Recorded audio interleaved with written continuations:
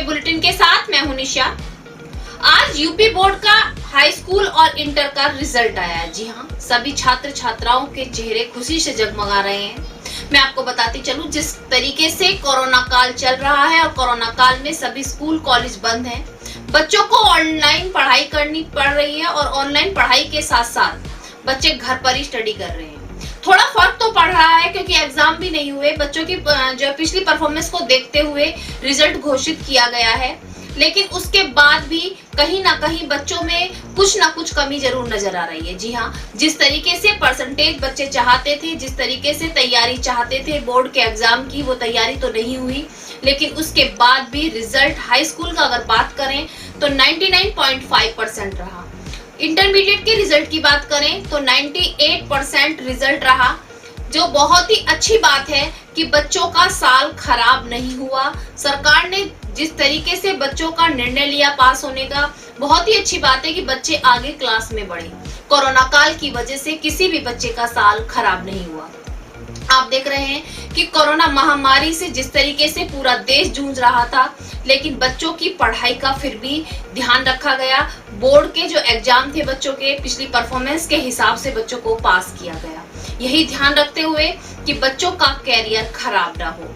और मैं भी यही कहना चाहूंगी कि कोरोना महामारी अभी हमारे बीच में है, नियमों का पालन करते हुए इससे हम लड़ रहे हैं और अभी थोड़े समय के लिए और हमें इससे लड़ना है। लेकिन फिर भी ऑनलाइन के माध्यम से जिस तरीके से पढ़ाइयाँ चल रही हैं, तो वो पढ़ाई करते रहें, बच्चों का साल खराब ना हो, बच्चों की स्टडी ना रुके, क्योंकि हर काम रुक सकता है, थोड़ा डिले हो सकता है, लेकिन यदि बच्चे का एक साल खराब हुआ तो बहुत बड़ी बात होगी। एक साल बच्चा पीछे हो जाएगा।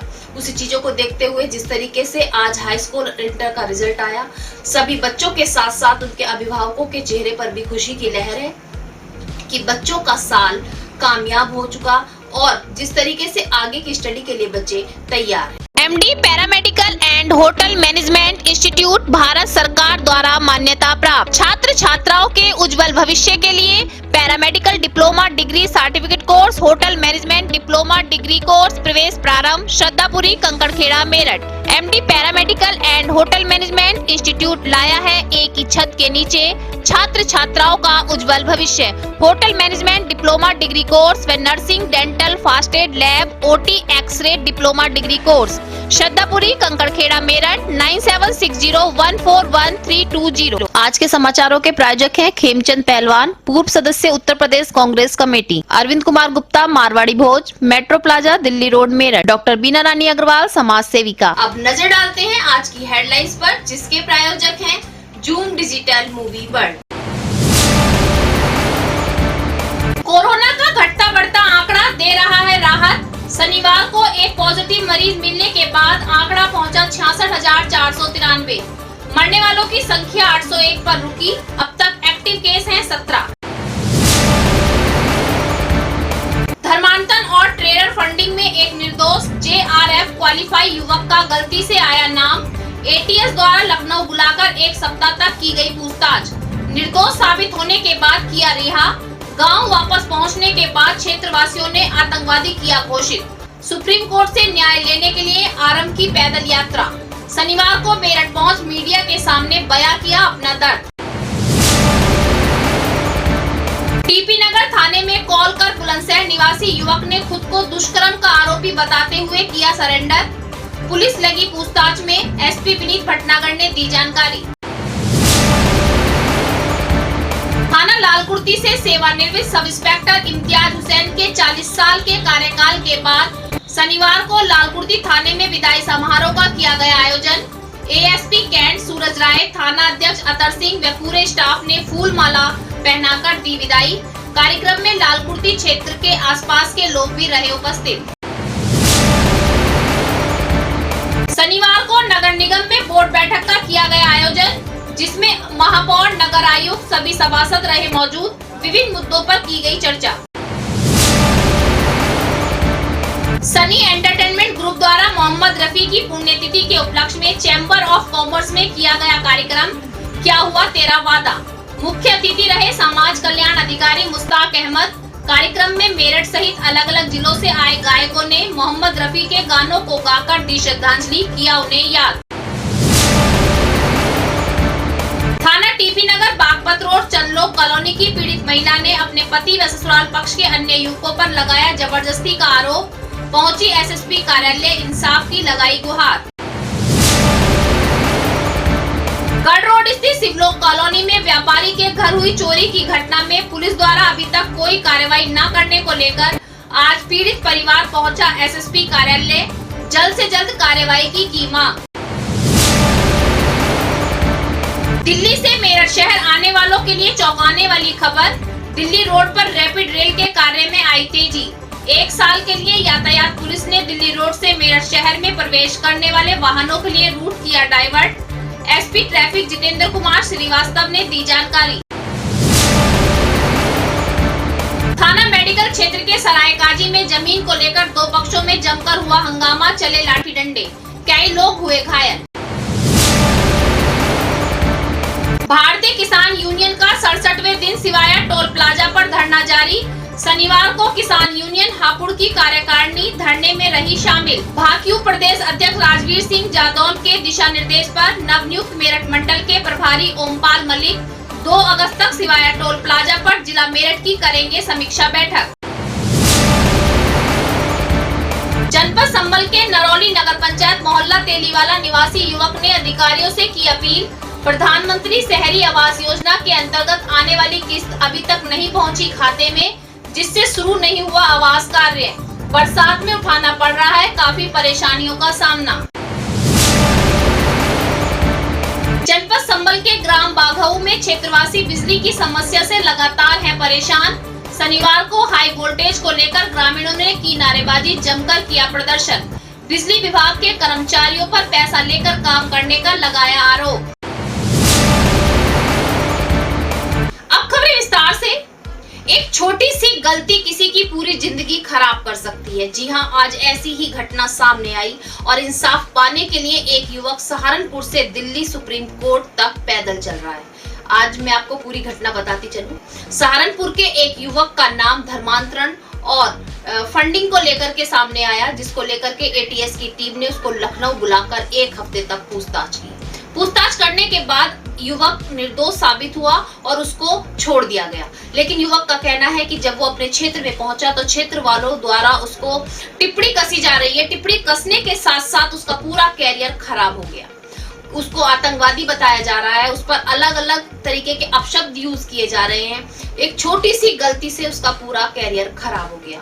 मैं आपको बताती चलूं कि वो युवक पढ़ा लिखा भी है और योगी जी और मोदी जी के ऊपर उसने कई लेख भी लिखे हैं और वो बहुत ही सिंसियर युवक है। लेकिन उसके बाद भी एक छोटी सी गलती ने उसका पूरा जीवन खराब कर दिया। युवक का कहना है कि अब वो सुप्रीम कोर्ट में न्याय के लिए पैदल चल रहा है। आज मेरठ पहुंचा। मेरठ पहुंचकर पत्रकारों से उसने बात की और अपना दर्द बयां किया। उसका कहना है कि जिस तरीके से छोटी सी गलती के कारण उसको जो है बदनाम कर दिया गया, उसको आतंकवादी घोषित कर दिया गया, उसका ये कलंक हटाने के लिए वो प्रायश्चित कर रहा है और पैदल चलकर दिल्ली सुप्रीम कोर्ट तक पहुंच रहा है, जिससे इंसाफ की गुहार लगा रहा है कि उसको इंसाफ मिले और जो इतना बड़ा दाग उसके ऊपर लगाया गया है उसको हटाया जाए। तो आप देखिए, छोटी सी गलती से उस युवक का पूरा कैरियर खराब हो गया। जी, मेरा पिछले महीने जो धर्मांतरण मुद्दा हुआ था उसमें मेरा नाम आया था।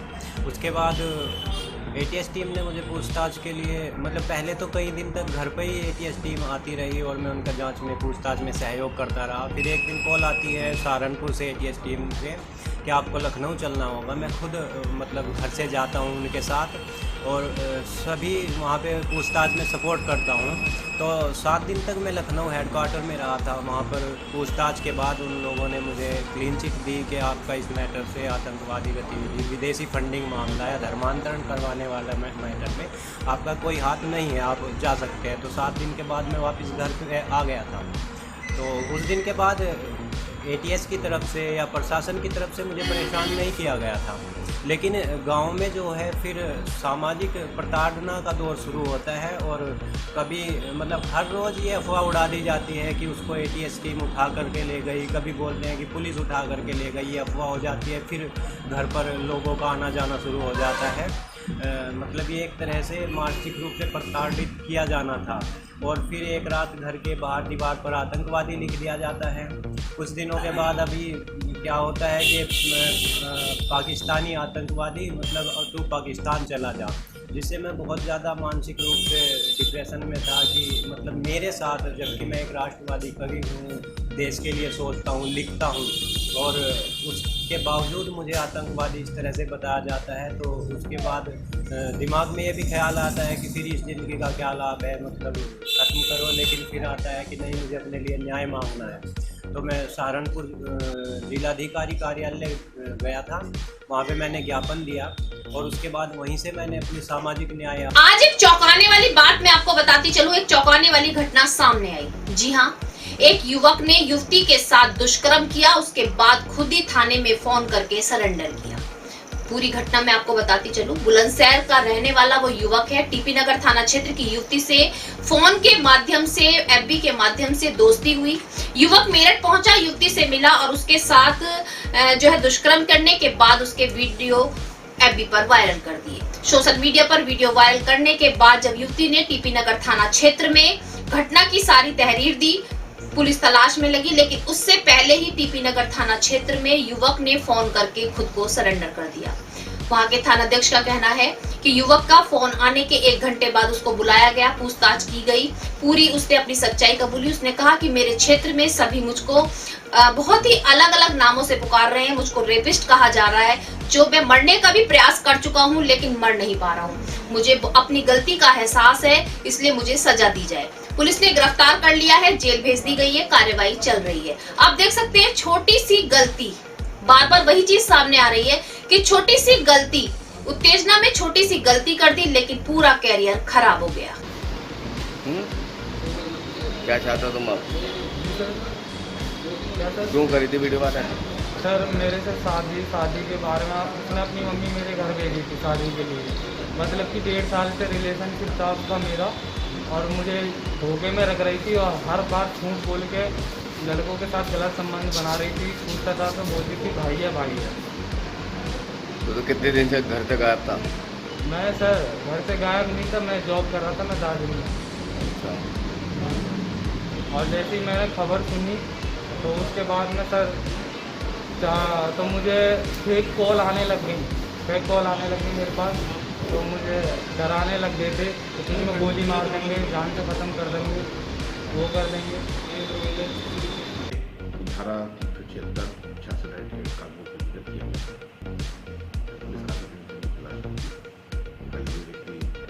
पुलिस मिला है, उसको गिरफ्तार करके साक्ष्य के क्रम में उसको न्यायिक परीक्षा भेजा जा रहा है। निष्पक्ष पुलिस ने साक्ष्य रहा। सर क्या इसने वीडियो भी वायरल करी थी क्या? ऐसा कुछ आ रहा है? मैंने आपको बताया, जो धारा 66 जो है लगा हुआ है, ताकि स्त्री की निजता का दुरुपयोग करते हुए और उनको वायरल किया, आपत्तिजनक वीडियो था। इसके संबंध में विचारणा की जा रही है, साक्ष्य के आधार पर। सनी एंटरटेनमेंट ग्रुप द्वारा समय समय पर कार्यक्रम किए जाते हैं और फिल्मी कलाकारों को याद भी किया जाता है।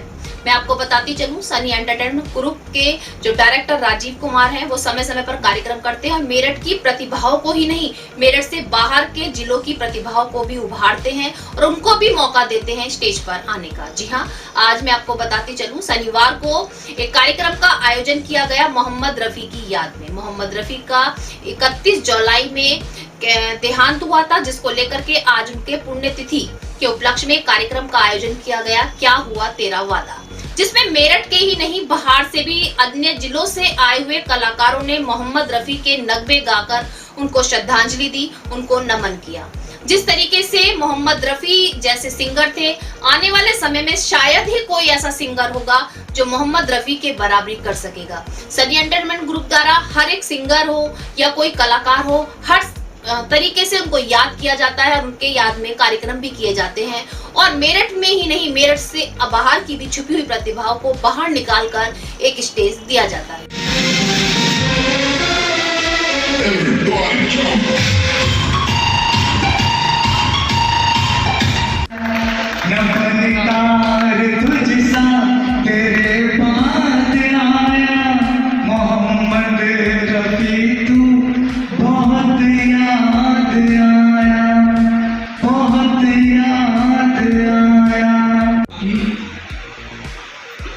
माँ तो जब सनी देओल साहब कश्मीर में होते हैं तो क्या बोलते हैं सनी देओल साहब एक आतंकवादी से? हिंदुस्तान दुनिया में कोई ऐसा मुल्क ही नहीं जो हमारे हिंदुस्तान से दो टुकड़े कर सकता हो। और दूध मांगो को तो खींच देंगे और कश्मीर मांगो को तो चीर देंगे। भाई मुझे तो खालसा, भाई मुझे तो फतेह, जो बोले सो निहाल और सत श्री अकाल। Thank you.